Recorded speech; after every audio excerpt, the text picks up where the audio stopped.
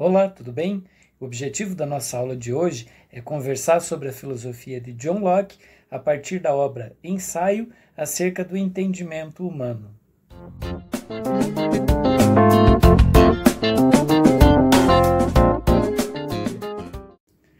Essa obra, escrita pelo filósofo inglês, tem como objetivo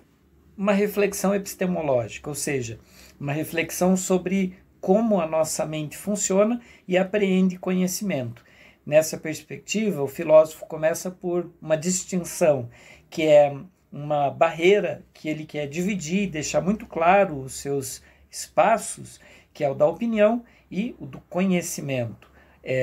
Essa condição da opinião, então, ficaria num âmbito de um senso comum, portanto, de uma reflexão mais informal, digamos assim, ao passo que o conhecimento, de fato, o objeto central de sua tese, deveria ser investigado com mais precisão. Afinal, de onde vêm as informações que nós temos e como é possível acessar a verdade mediante o acesso a todas essas informações. A partir disso, John Locke propôs um método, ou seja, um caminho que na obra ele procurou desenvolver, a começar pelo primeiro passo, o primeiro processo desse método, que seria investigar a origem das ideias. Aqui reside uma das suas teses centrais, que o caracterizam efetivamente como empirista, porque quando se trata aqui da origem, claro, a gente sabe que essa obra tem como pressuposto a refutação e a crítica das teses inatistas, e o que John Locke quer mostrar é que a origem de todo conhecimento provém efetivamente dos nossos sentidos. Num segundo momento, o que John Locke quis propor é exatamente uma investigação a respeito da extensão e da validade dessas ideias que provém dos sentidos. Então, a observação de o quanto a gente pode ter de certeza, por exemplo, em relação ao conhecimento apreendido, pelas nossas sensações. E, por fim, o autor tem como objetivo analisar tudo aquilo que a gente toma como verdadeiro, mas não tem necessariamente como comprovar. Por exemplo, aquilo que diz respeito à fé ou à própria opinião. Então, claro que o objetivo aqui é diferenciar, sem invalidar de algum modo esta forma de conhecimento, mas sobretudo diferenciando-a do que o autor considera de fato como conhecimento, que é aquilo que lhe toma total atenção na obra, que é a investigação a respeito da verdade. Uma verdade que é possível, claro, dentro de suas limitações, mas que ainda assim não a converte em uma mera opinião, por exemplo, E o primeiro exercício, já na aplicação desse método proposto pelo autor, então a partir da investigação da origem das ideias, o que seria o seu primeiro passo, o John Locke traça aqui uma espécie de também limite dessa própria racionalidade, demonstrando que, por exemplo, a gente pode não saber de tudo, e claro que quando ele se trata aqui desse tudo, ele pensa numa verdade, enquanto uma essência, por exemplo, objeto de investigação dos filósofos inatistas, que acreditam, inclusive, que essa essência está dentro de nós e nos acompanha desde o nosso nascimento, já que não haveria aprendizagem nessa perspectiva, mas para, por exemplo, Sócrates, uma rememoração daquilo que já está em nós. Se não há nada disso, para John Locke há um conhecimento que, apesar de ser funcional, claro que é limitado. Por outro lado, ele vai alegar, inclusive apelando para a religiosidade, dizendo que, por exemplo, Deus nos deu o conhecimento suficiente, ainda que a gente saiba dos seus limites, para que a gente possa entender o mundo e acessar, pelo menos enquanto uma parcela, a verdade. E esse acesso não seria mais que suficiente para a gente poder ter um conhecimento que fosse válido. Na contramão disso, inclusive, John Locke criticou aqui severamente também nessa obra essa pretensão de um conhecimento que supera as capacidades intelectuais e cognitivas que a mente humana tem, e justamente por tentar esse exercício de alcançar aquilo que lhe é inalcançável, é que ele acredita que os céticos, por exemplo, partem de uma concepção de que o conhecimento é impossível. Na verdade, é como se os inatistas dessem material, dessem munição para que os céticos, percebendo a impossibilidade do conhecimento em alcançar a essência, chegassem numa conclusão radical de que o conhecimento não é possível. Para John Locke, mais do que, como por exemplo os céticos que foram para esse radicalismo de acreditar que o conhecimento é impossível, né? O que deveria haver é uma compreensão dentro daquilo que nos cabe compreender ou dentro dos limites da nossa cognição. E neste processo, o primeiro argumento que John Locke quis refutar, em se tratando aqui da teoria dos inatistas, é o do acordo universal. O que é essa teoria, essa tese aí dos acordos universais que, por exemplo, estão na base da crença dos inatistas?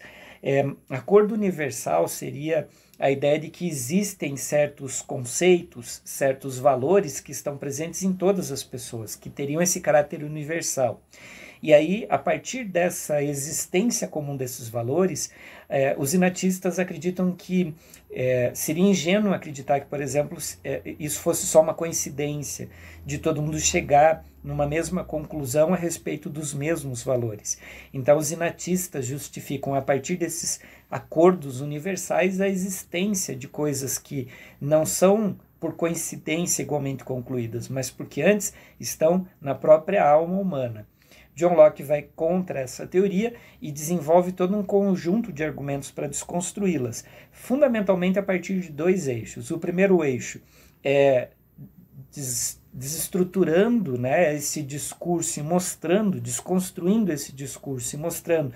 que esses acordos universais na prática não existem, já que diante da diversidade dos povos e das culturas a gente não tem como alegar que há um valor igual para todos, e depois por um próprio aspecto lógico, que mostraria a impossibilidade de alguma coisa estar antes dela poder ser apreendida ou dela poder ser colocada em algum lugar, né? Então, John Locke procura mostrar que essa tese do acordo universal é uma tese que não passa de uma falácia, que tenta, a partir de um ponto específico de partida, tentar basicamente justificar a existência como se esse ponto de partida não fosse um acordo social, mas que fosse algo especificamente natural. E nessa mesma situação, John Locke também buscou desconstruir um argumento que está muito próximo do acordo universal, que é a ideia de uma razão que nos permitiria uma conclusão comum, também chamado de uso da razão. Isso seria uma falácia, porque esse uso da razão, que, por exemplo, nos levaria a conclusões iguais, indiferente de que pessoa estivesse fazendo uso dessa razão, uma vez que esses valores racionalmente se bastariam, por exemplo, o que para os inatistas serviria como justificativa para dizer que então eles são inatos, eles já estavam em nós. Para John Locke, esse discurso, né, pautado no uso da razão é também uma construção. Afinal, se a gente precisa racionalmente aprender a estruturar o raciocínio, a gente já tem aqui um elemento fortemente social que nos distancia da possibilidade de poder dizer que essa razão é tão pura assim de qualquer influência social, contextual, para que a gente pudesse afirmar então e concluir que a nossa razão, de um modo universal, chega às mesmas conclusões. E aí, especificamente, se há esse aspecto de aprendizado na obtenção do conhecimento e não há nada que nos seja inato, John Locke procurou, no segundo momento dessa bibliografia, né, dessa obra,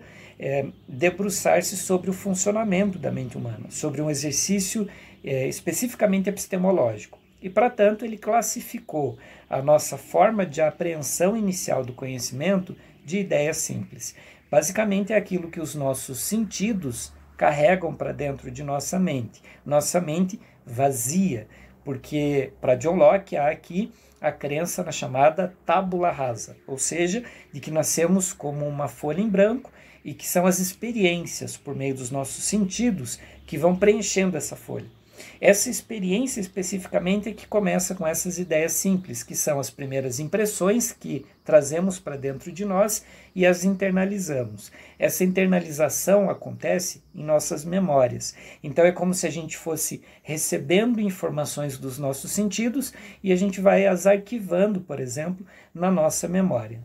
Uma vez apreendida em nossa memória, a gente passaria a classificar esses conhecimentos oriundos dessas impressões a partir de nomes. Então, das ideias simples decorrem as projeções, as conexões de sensações aos nomes. E quando a gente passa a ter dentro da nossa memória um conjunto de ideias simples, todas organizadas por seus respectivos nomes, a nossa mente teria a capacidade de abstrair coisas que lhes fossem, por exemplo, comuns, coisas que lhes são distintas. A gente conseguiria retirar dessas várias experiências individuais alguns elementos que nos permitiriam criar abstrações. No âmbito das abstrações, a gente já tem aqui um segundo tipo de ideia, chamada de ideias gerais, ou também ideias complexas. Ideias gerais, então, representam um segundo estágio do conhecimento humano, em que a gente, munido já de um conjunto de informações, né, obtidas por meio dos nossos sentidos,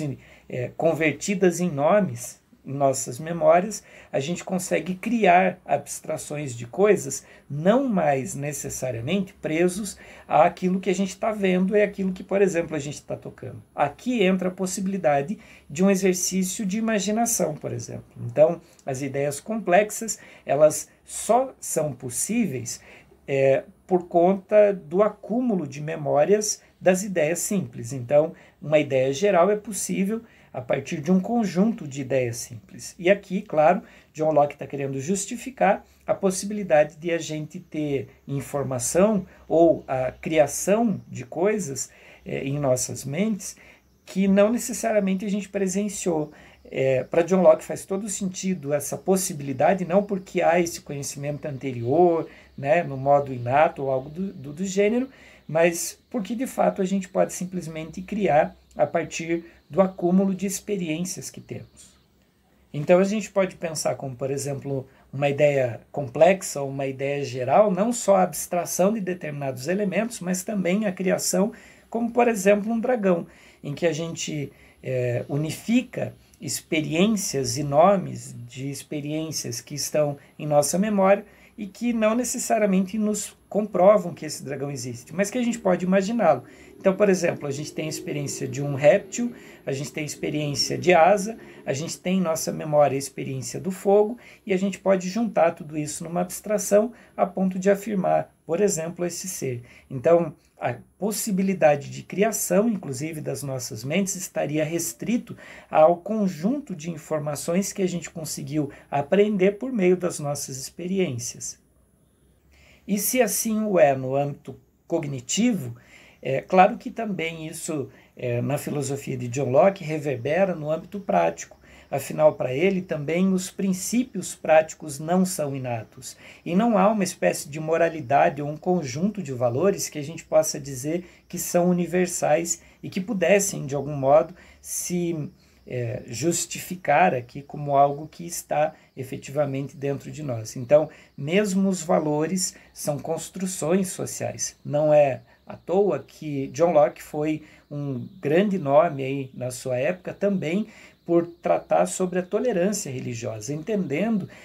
que se de um lado há a crença em uma determinada deidade ou numa divindade, há uma multiplicidade de crenças e de moralidades, e como não há aqui a pretensão de uma verdade única e absoluta, então deveria haver, sobretudo, o respeito.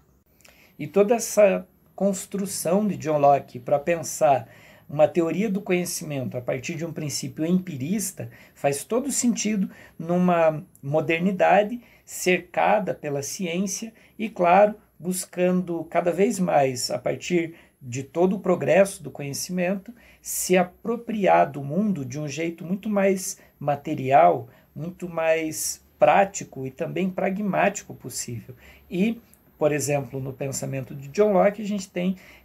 um eco de todo esse desejo moderno de uma filosofia que, numa pretensão de ciência, abdica de toda a metafísica, ou que pelo menos procura se desprender dessa metafísica para ser o mais concreto possível e apresentar um pensamento mais concreto possível.